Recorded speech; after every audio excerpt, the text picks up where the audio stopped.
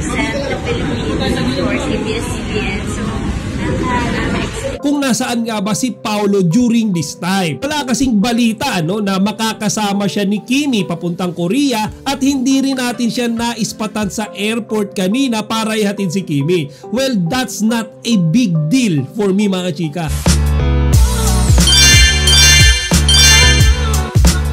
Magandang araw mga kachika, Rydel po ulit, I'm yung Chika Patrol. Bago tayo magsimula mga kachika, inaanyahan ko muna kayong mag-subscribe dito sa ating munting channel para palagi kayong updated sa mga latest at nagtitrending ng mga showbiz balita. Mahigit isang oras pa lamang ang nakakalipas ng opisyal ng bumiyahe ang ating Chinita Princess na si Kim Chiu papuntang Seoul, Korea. So mga kachika, supposed to be yung biyahe niya dapat kaninang umaga. Actually may mga video nga na kumakalat kung saan sinasabing nasa Korea na daw siya. So those were basically fake news kasi nga ngayong hapon lang talaga siya mga chika sumakay ng eroplano. Ayun kasi sa latest news mga chika ay nagkaroon ng konting aberya dito sa passport ni Kimi. Wala namang sinabi kung ano yung official reason pero ang importante ay naayos din naman kaagad yan ngayong araw. Kaya nga kanina mga chika nung nakita ko yung mga videos and pictures na nasa airport na siya, talagang tuwang-tuwa ako kasi ako yung na-excite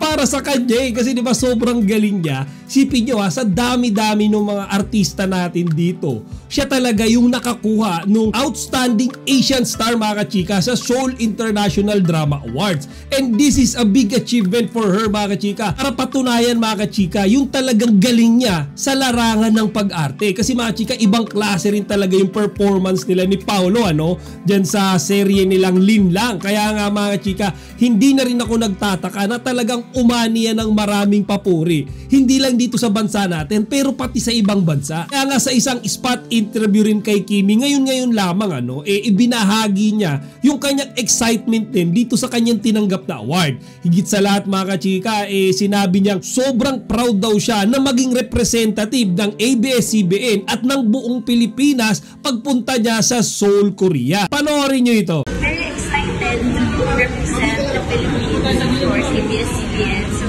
nakaka-excited. Ano bang red carpet outfit? Siyempre, mag-represent tayo ng Filipino outfit.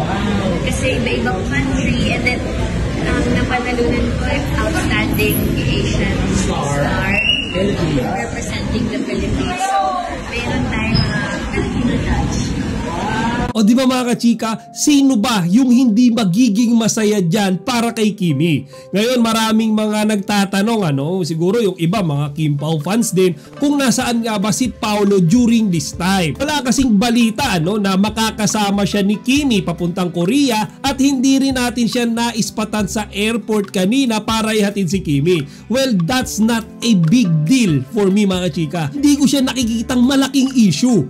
First of all, etong awardings na ito, para kay Kimi yan Si Kimi yung nasa spotlight dyan. Kumbaga, that is Kimi's moment. And siya lang naman talaga yung in-invite sa Seoul International Drama Awards. Ngayon mga chika, siguro si Paolo naisip niya na ayaw niyang kunin or agawin yung spotlight kay Kimi. Ayaw niyang makakuha ng atensyon mula sa mga fan. Naisip siguro ni Paolo, this is your moment Kim. Kaya gusto ko enjoyin mo to. And gusto kong malaman mo na kahit hindi ako kasama, yung buong pagsuporta ko ay nasa sayo. Di ba mga chika, kasi kahit naman hindi sila magkasama dyan, nandyan naman yung video call, nandyan naman yung tawagan, pwede silang mag-message, chat, text, or whatever. At the end of the day, ang importante naman at ang nasisigurado natin ay sinusuportahan ni Paolo si Kimi. And I'm very sure na proud din siya sa ating Chinita Princess. Who knows mga chika, malay ba natin kagabi lang ay magkasama sila